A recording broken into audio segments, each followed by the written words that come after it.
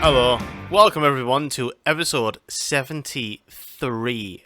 Welcome on in. Hope you are doing well. Welcome on in. Hope you're having a lovely weekend if you listen to this on the Friday that it comes out. I am your host, Danny Dixon, Master Dan. This is my monoblog podcast if you are unfamiliar with me. This is the podcast where, like I say, it's a monoblog. It's my blog. But instead of writing this shit down or whatever, I'm putting it in podcast form and talking about some shit that, like, I've been listening to, been watching, and video games, all that sort of stuff. And just, like, just stuff that's been going on in the world as of recent. So, yeah, welcome on in. Hope you're doing well. And, my lip is still sore. It's still pretty bad. I mean, like, the swelling's gone down quite a lot. So that's good. There's still, like, the odd bit here, like, which is pretty, still swollen and like, tender.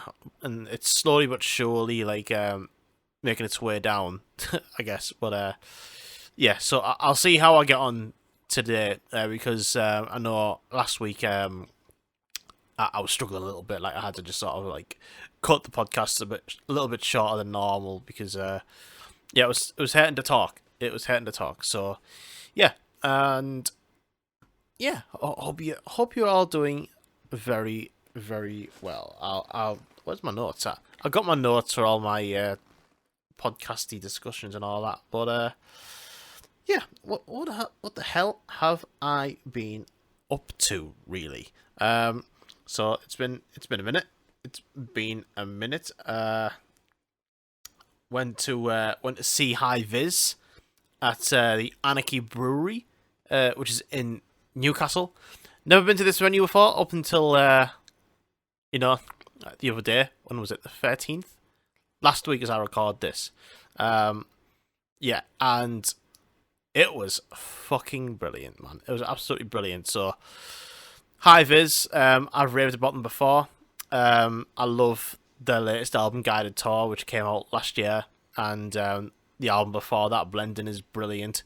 And yeah, finally got to see them do a headline show. They were absolutely brilliant, just on fire the whole time. Just a really packed set list full of, like, stuff from past couple of albums, like a good blend. Pardon the pun, the second album was called Blending, so it was a good blend of, like, other like loads of songs from other albums. There was a few from the first album, which is an album I'm not really that familiar with, but, like, still really, really, really great. For me, I think they're, like, one of the greatest bands to come out the UK at this moment in time, and I hope they're on a big massive rise. I hope they are. But yeah, it was really, really good. And yeah, like I said, a good set list. I do forget. I forget the singer's name. He's really fucking awesome. He's an awesome frontman. His voice is just absolutely on it. He was all over the stage, jumping up and down and everything. Had a lot to say, and yeah, he was just really, really good. The sound was good as well. The sound was awesome. But yeah, saw the opening band and the support band. I won't go into much detail about the opening band because I don't think they were very good, and they're a local band from Newcastle. So I won't go into about them. But the main support throughout the tour is a band called Narrowhead, which I believe I have mentioned before, like a while ago, when I reviewed Outbreak. It was like the second episode of the MastoCast, and Narrowhead played that year, and yeah, it was good to see Narrowhead again. They are an awesome band. They're great.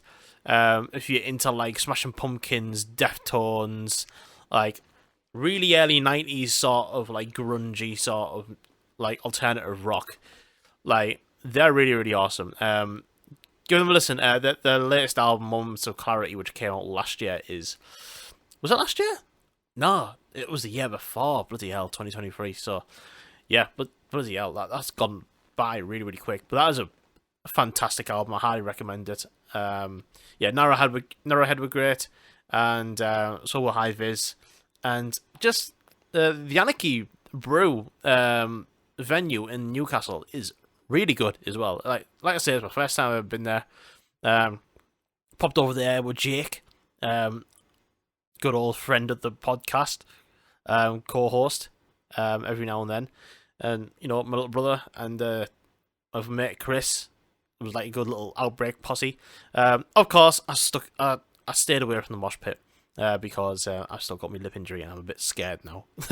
But yeah, the venue's great. They're really lovely beers. They've got food on as well. Like as soon as you enter the venue, like all you can smell is just like fucking deep fat like grilling and shit. And I was like, oh yes, I like this. I like the smell of it. But yeah, High Vis were absolutely awesome. They were really, really great. Highly recommend go see them if you have not yet. I think they are going to do really, really well. They are on tour in America, I believe, in a couple of months' time. And they're still touring in Europe at the moment. But they've got like the odd show here and there with like with Deftones, and I'm sure they're playing some dates with Fontaines DC.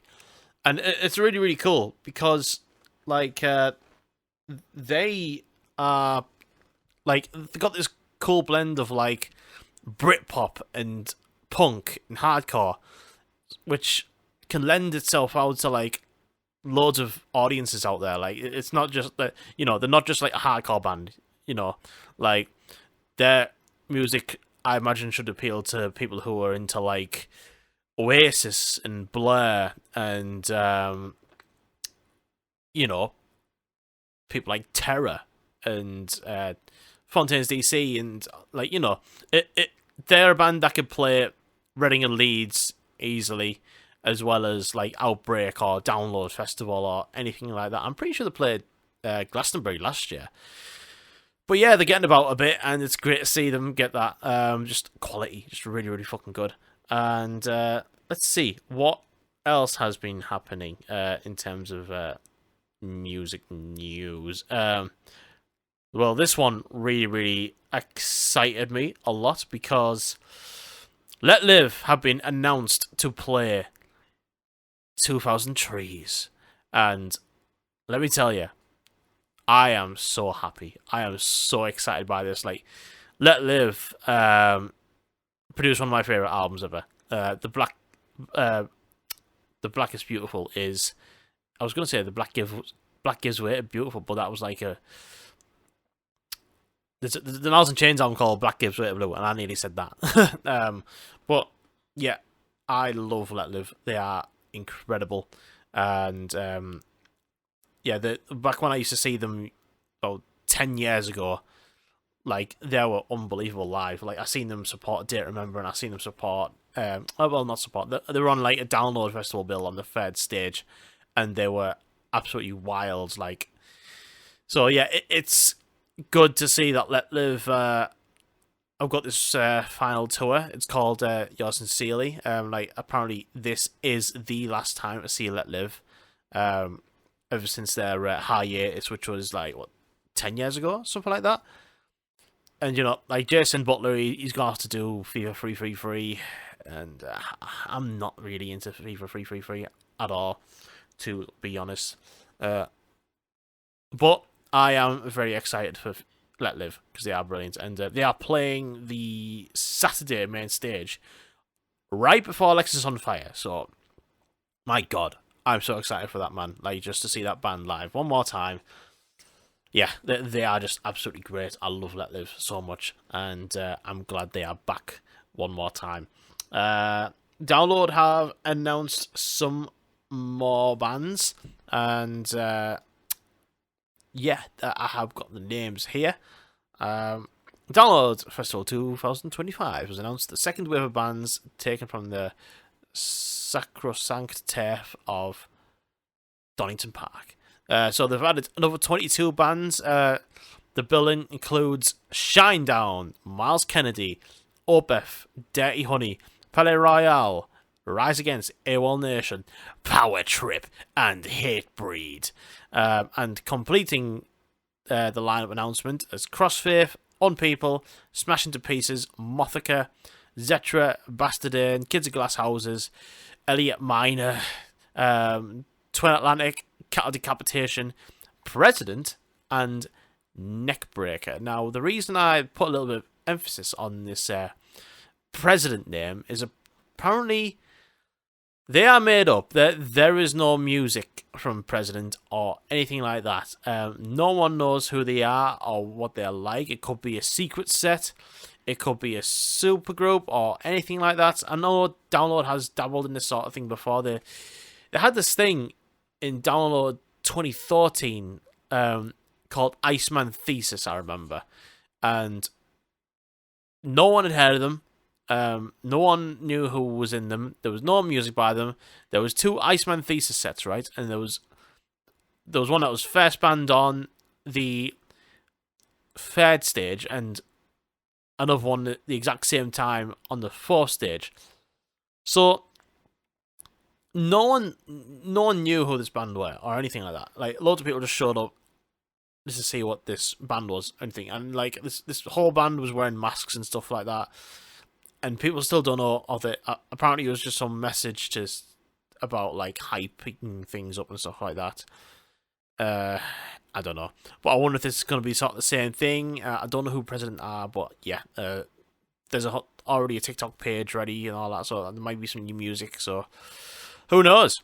Who knows? As for the rest of the lineup announcement, I am, there's some good shit on here, man. Power Trip. Hatebreed. I don't mind a bit of Kids of Glass Houses. Unpeople are a good band. Cattle Decapitation I do quite like. Opeth are great. Shinedown I don't really listen to anymore, but they are good live. But yeah, it's still as a whole lineup. When I look at it, I'm still not overly impressed, to be honest. It's there's nothing on here that's like oh my god, they're playing. Like, there's only like the odd few on here, like, Green Day and Weezer and Sex Pistols featuring Frank Carr. Like, those are the ones that are kind of like pulling me in a bit more. As for the rest of the lineup, like, I'm sure I mentioned this before, like Sleep Token, like, they are very popular. I'm glad Download's getting more headliners, but it's not a set that I'm like stoked about.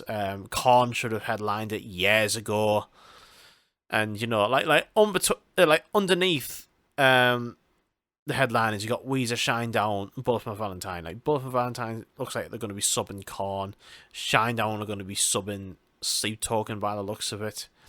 But there's, they've got the majority of the lineup here, and there's still no bloody, there's still no day splits or anything. Like, it's just a poster with a shitload of names. Like, you got your logo bands on there: Weezer, Shinedown, Bullet for Valentine, Jimmy Eat Well, Don Broco, Spirit Box, Sex Pistols, Within Temptation, The Darkness, Steel Panther, Rise Against, Palais Royale, Opeth, Meshuggah, McFly, Lorna Shore, Dayseeker, Kids of Glass Houses, Apocalyptica, Cradle of Filth, and Sixth. These are all logo bands, and the rest, and there's like loads of other bands that have been announced for Download. But like, they're all just like the smaller names, and yeah, there's just no no day splits already. Like, still no day splits, which I find madness, absolute madness. Let me just have a sip of my coffee.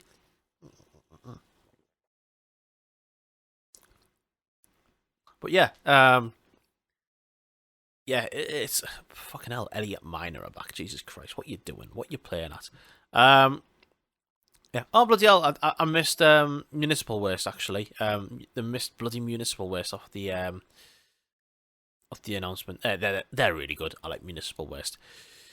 So yeah, that is your Download lineup. They might add some more bands, I imagine. But yeah, it's still not blowing me away.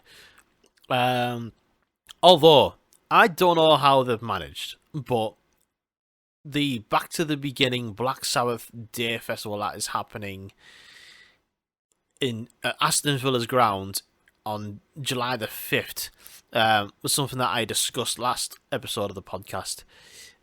They've added more bloody bands. They've added more. Just when you thought it was jam-packed enough, they've added bloody more. They've added more. And not just little ones. They've added Tool. Tool! They've added Guns N' Roses. Guns N' Roses! And Rival Sons. Like, what? Fucking, they're on. Like, they're on that fucking lineup now. Imagine going to a festival, like, well, not a festival, you know, like, going to a gig and you're seeing Tool and Guns N' Roses and then Metallica and Sabbath. It's mental. But yeah, there's some of the smaller names I got added on there. Andrew Watt, who was the producer of the last couple of Ozzy Osbourne albums. He's also worked with like Post Malone and a bunch of other people. Red Hot Chili Peppers' Chad Smith is on the lineup. A former Megadeth bassist David Ellefson. Living Colour's Vernon Reid. I imagine he's the singer. If it is, he's a really good singer. And Whitfield Crane of Ugly Kid Joe, who is also the singer. And doing the comparing and introducing the band and all that sort of shit, none other than Jason Momoa. Big, hunky, handsome Jason Momoa. Is he Aquaman? I can't remember. I don't even know if I've seen any movies of him in it. But clearly a metalhead and shit. So he's going to be the compare. So it just seems like an absolute fever dream to just be there and just be this guy going, right, what? You've all enjoyed Tool. Now, welcome to the stage, Guns N' Roses, like, you know. But also there's some more news regarding Ozzy Osbourne himself, like for the day as well. There's more news broke out of him, but he basically can't walk, bless him. You know, which is a shame. His illness, the Parkinson's he's going through, he can't walk anymore, bless him. He is in a wheelchair, and he has commented that he's going to be doing the odd song here and there with Sabbath. Like, he's not going to be fit enough to do a full set, and you know, it's sad. It's really, really sad. But this doesn't seem like a... I know this is the whole Back to the Beginning Black Sabbath original lineup show. Like, this, like, it looks like it's advertised as a Back to the Beginning, you know, the final show. But this seems more of a final show for Ozzy Osbourne, more than anything else. Like, I feel like this is more going to be a tribute to him. And yeah, like I say, it does feel a little bit like sad what he's going through and all that and this sort of stuff. I just think, yes, it looks like a hell of a day. Yes, I imagine it will be amazing seeing all those bands together in a day and all that. And I love Black Sabbath. I love Ozzy Osbourne, but I think they literally did a farewell tour called The End, which was, you know, like, how many years ago? Like 2016, 2017, I think it was. And, you know, just end on that. Just end on that, mate. Like, Ozzy Osbourne's done enough for us. Like, the man was involved in the invention of heavy metal. However way you look at it, you know, Black Sabbath, they are one of the bands who invented this genre. And, you know, other people might argue it could have been Deep Purple or whatever, but, you know, Black Sabbath is the one. And, yeah, like, you know, they've done enough for us. That we have the music, we have it there. And, yeah, and I know, like, the last Black Sabbath tour, they had a different drummer. They didn't have Bill Ward on drums, they had Tommy Clufitos. So this is the original lineup, but, you know, it seems a bit, you know, I imagine it's going to be hard watching Ozzy up there in a chair, like struggling to hit some notes, and yeah. But I hope it's good. I hope he smashes it. Probably will do. Probably will do. Like, it'll be a good day. And for those who've got tickets, I hope you have an awesome day. I hope it's live streamed or something like that. I doubt it, but I do hope that this is being live streamed on YouTube or something like that. Like, similar to like what the Taylor Hawkins concert was, or that sort of thing. Just keep our fingers crossed, I guess. But yeah, more bands added to the Black Sabbath Back to the Beginning. Sure. So, anyways, I've been listening to some new music, and I've been looking forward to talking about this band with y'all. And it is a band called Winona Fighter, and I've heard the name been bounced around here and there. I thought Winona Fighter was quite an interesting name. They are playing Slam Dunk. They are literally at the very bottom of the Slam Dunk lineup. So it seems. I don't know if there's any other festival that are playing in the UK, or they've got any UK dates. This is their debut album. It came out last week, and they are, pop punk. And if you know me well enough, I don't really get along with pop punk all that much. I don't really listen to it, and I don't really like it. Having said that, if you do it right, with good production, good songs, good choruses, good voices, ripping guitar solos, then you have my attention. You really do. And this album, My Apologies to the Chef by Winona Fighter, is great. It's a lot of fun. I've had a lot of fun with this album. Just a shitload of awesome lyrics, shitload of awesome guitar solos, catchy choruses. I need to take another sip from my coffee. Hold on there. Yummy. And yeah, this album is great, very much varied, and there's times where they take influence from Jimmy Eat World, from Green Day, a bit of Blink in there, like early stuff like that, and like, yeah, just awesome. Subaru is like proper Jimmy Eat World, the middle sort of sounding shit, like proper, like, drop D riffage, like, but like it just sounds thick, and like the guitar tone is pretty aggressive. It just sounds awesome. And Hams in a Glass, like, it is a very fast metallic song, like to the point where it gets to the guitar solo, like it sounds full on Kirk Hammett. It's brilliant. Attention is an awesome song. Give me your attention now, or knock you out. She's pretty bratty. She's pretty awesome. Lots of swearing. I like it. Swear to God That I'm Fine is one of the catchy ones on this album. I'm a sucker for this, man. It's great. I highly recommend people getting into this. Like, this is one of my favorite albums of the year so far. 36 minutes, 14 songs. There's not a song over 3 minutes at all. Like, there's a song that is 2 minutes 59. The rest are all in the 2 minute mark.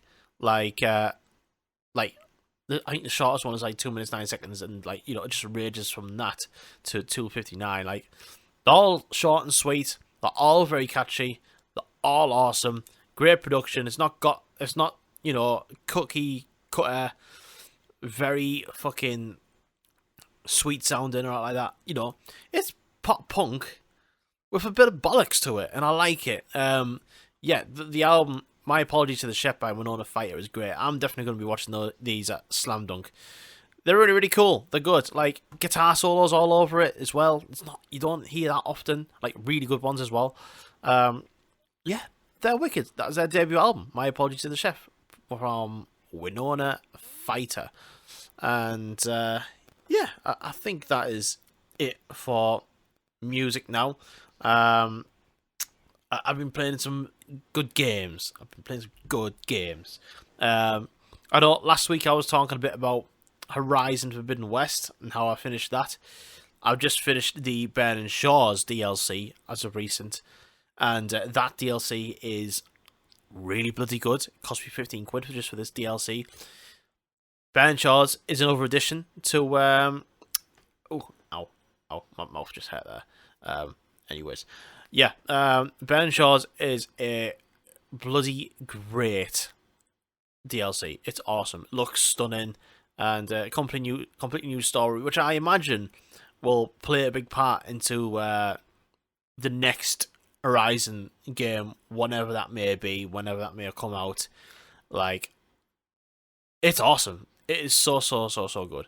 Like, new characters, new different types of weapons and stuff like that. Like, I finished this DLC a few days ago, and I'm still playing. I'm gonna go for the platinum. I'm gonna try and platinum it, and I think I've got a good chance of doing it. Yeah, it's awesome. It's absolutely awesome. If you haven't played Horizon Forbidden West yet and you've got a PS5, just do it. Just go for it. It is such a good game. And it's like, it'll cost you like 20 quid in CX. 20, 25 quid, one of those.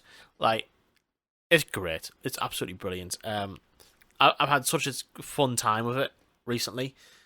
Yeah, Horizon Forbidden West is awesome. It's so good. And I've been playing a bit of Majora's Mask as well, Zelda. I just started that. Started it a few days ago. Played about 2-3 hours of it so far. It's a bit complicated for me, probably because I've just never been brought up in that like Nintendo 64 era. But you know, I've got the guide out for this game. Like you know, I'm not gonna be like, oh yeah, I don't know about the guide, because fucking hell, Ocarina of Time was difficult enough. But yeah, Ocarina of Time is really good, and no, sorry, not Ocarina of Time. Majora's Mask is really good so far.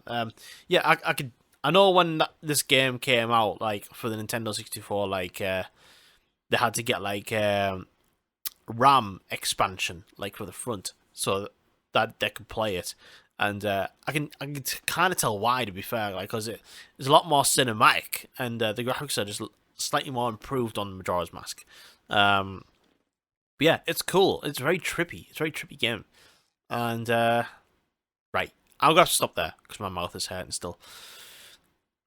But that's about it. Yeah, thanks very much everyone for listening to MastoCast episode 73. I'll be back next week. Do take care. I love you. Sorry I couldn't talk for a little bit longer, but I'm feeling the pain. There was a state of play, but I can't probably talk about it because my mouth's hurting. Okay, see you later, folks. Bye.